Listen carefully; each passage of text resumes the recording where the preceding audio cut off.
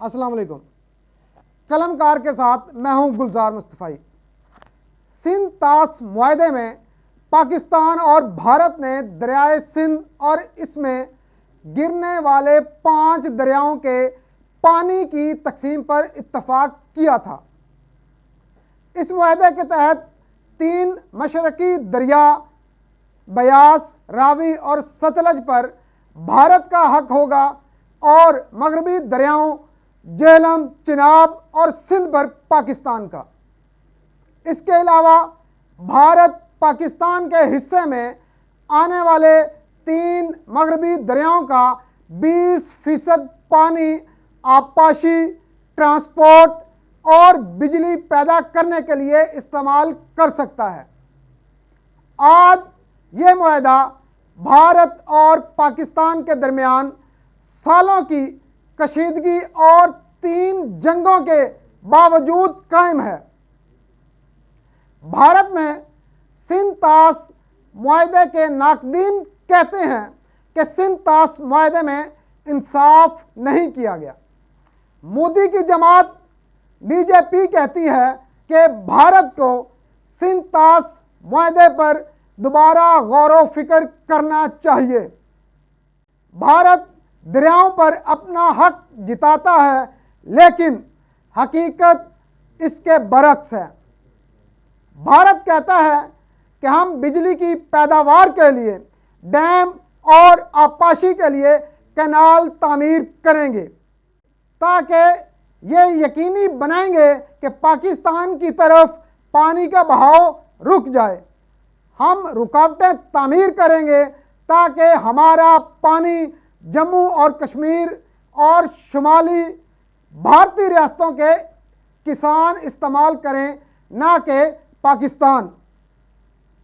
Butcher of Gujarat, हज़ारों मुसलमानों के कातिल मोदी ने 2016 में कहा था, खून और पानी एक साथ नहीं बह सकते।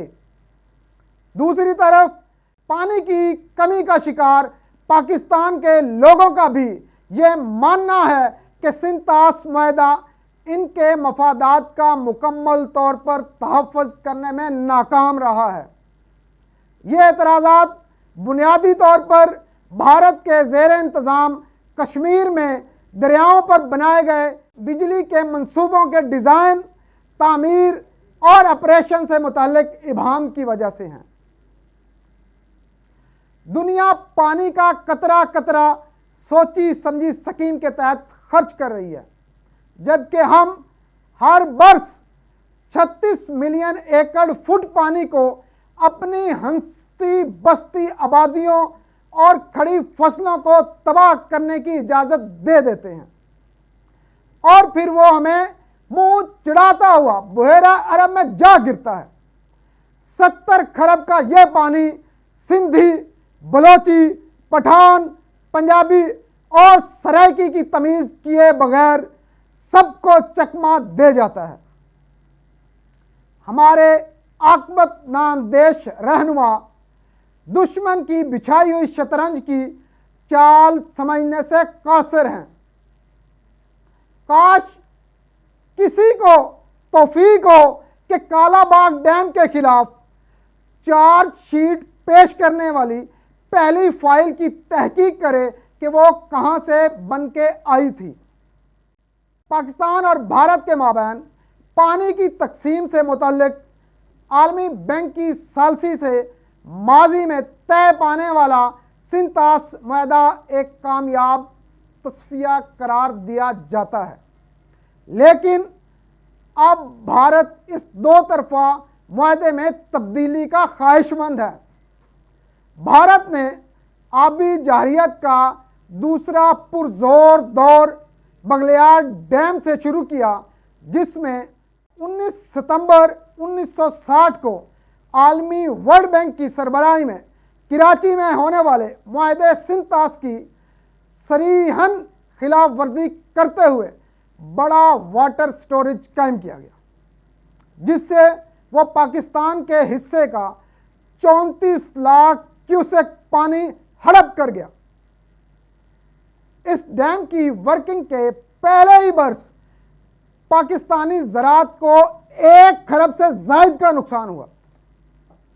پاکستان دریائے چناب سے 92 لاکھ ایکڑ اراضی کو سیراب کرتا ہے، جبکہ ڈیم کی تعمیر کے پہلے ہی برس پاکستان دریائے چناب سے محض 25 لاکھ ایکڑ اراضی کو سیراب کر سکا، کیونکہ 35,000 کیوسک کی جگہ ان دنوں 13,000 کیوسک پانی آنے لگا۔ جھوٹے سرجیکل سٹرائک کے دعوے کے ساتھ ساتھ ستمبر 2016 میں بھارت نے بگلیار ڈیم پر دوسری مرتبہ چناب کا پانی روک دیا اور ہیڈ مرالہ پر پانی کی آمد 29,382 کیوسک رہ گئی۔ صرف دریائے چناب کا پانی 21,829 کیوسک ہے، لیکن اس وقت آنے والے 29,000 میں دریائے مناور توی کا 2,970 کیوسک اور دریائے جموں توی کا 4,804 کیوسک بھی شامل ہے۔ بگلیار ڈیم کی تاریخ کا مطالعہ کیا جائے تو اس کی تعمیر کا آغاز انڈیا نے 1999 میں کیا۔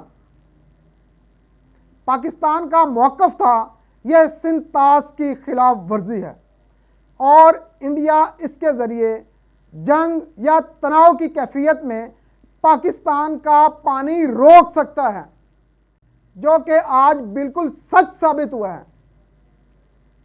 اس تنازع پر 1999 سے 2004 تک پاک بھارت مذاکرات کے کئی دور ہوئے، جو بھارت کی روایتی ہٹ دھرمی کی وجہ سے بغیر کسی نتیجے کے ختم ہو گیا۔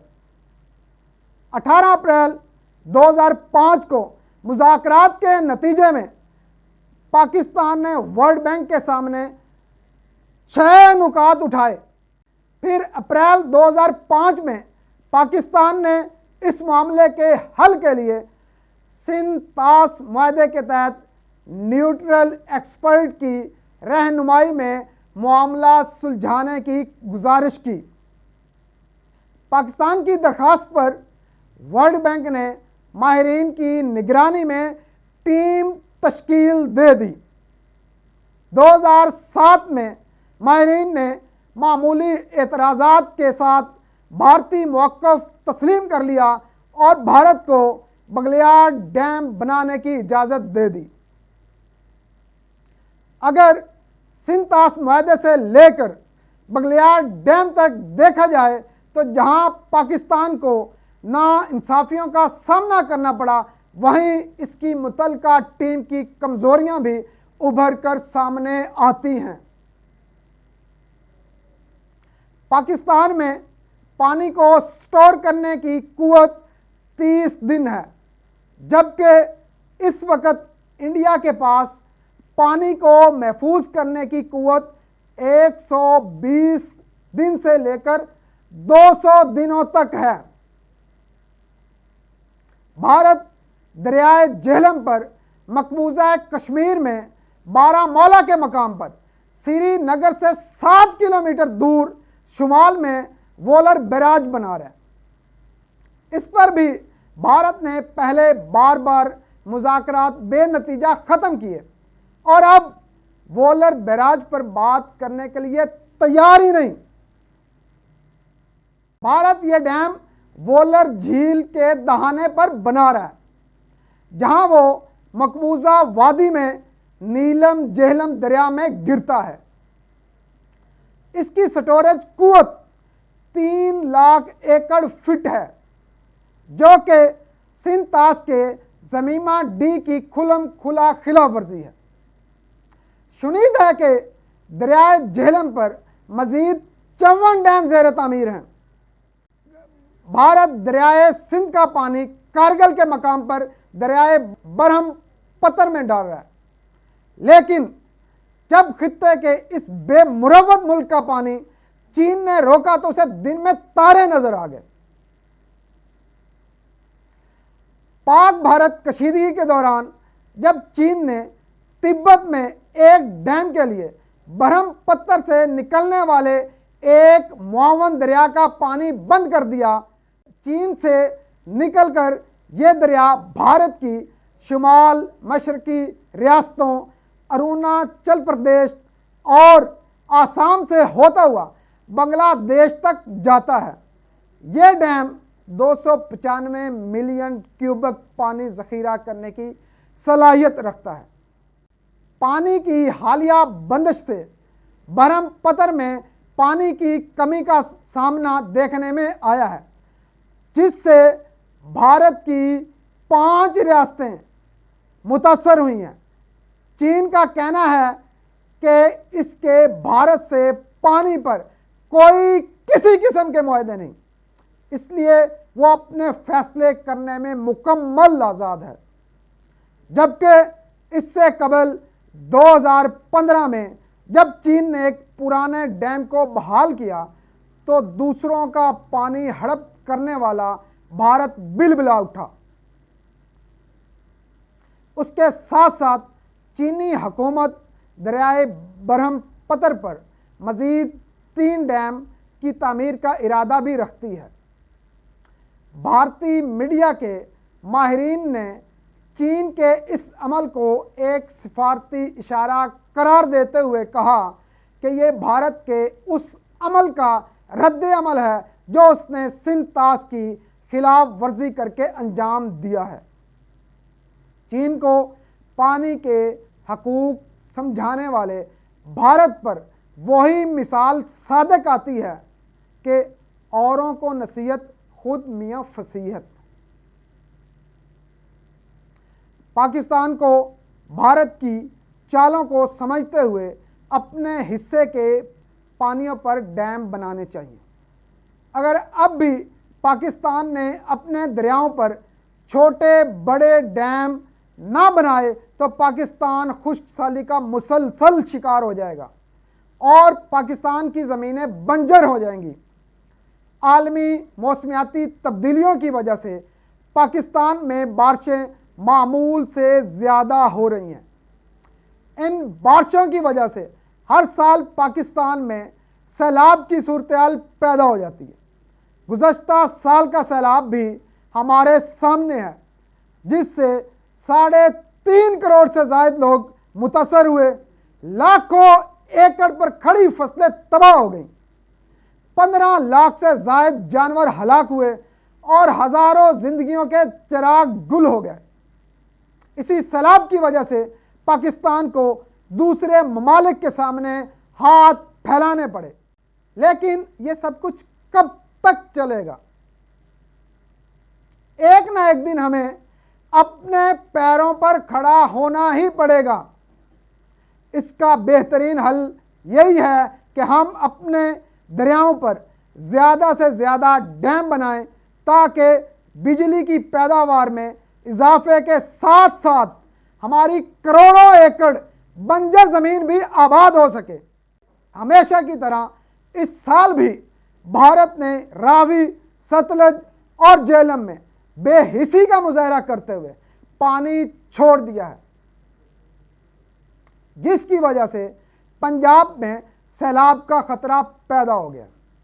اس کے ساتھ ہی مجھے اجازت دیں، اپنا اور گرد نواح کے لوگوں کا خیال رکھیں۔ فی امان اللہ۔